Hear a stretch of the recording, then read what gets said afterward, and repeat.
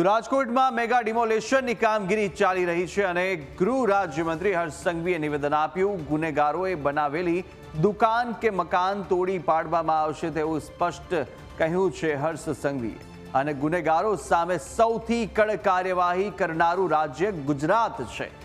ત્યારે ગુજરાત પોલીસે ગુનેગારોની શાન ઠેકાણે લાવી હોવાનું પણ નિવેદન હર્ષ સંઘવીએ આપ્યું। રાજ્યના સામાન્ય નાગરિકો કોઈ બી પ્રકારે હેરાનગતિ ઊભી કરે, કોઈ બી પ્રકારે કાયદો તોડે અને આ કાયદો તોડનાર, ગુનાઓ કરનાર ગુનેગારો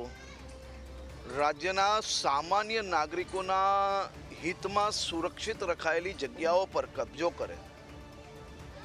અને એ કબજાઓ પર કોઈકે વેપાર અર્થે દુકાનો બનાવી હોય, કોઈએ ગુનાઓથી મળેલી રકમના માધ્યમથી પાક્કા મોટા મકાનો બનાવ્યા હોય, આવા ગુનેગારોને શોધીને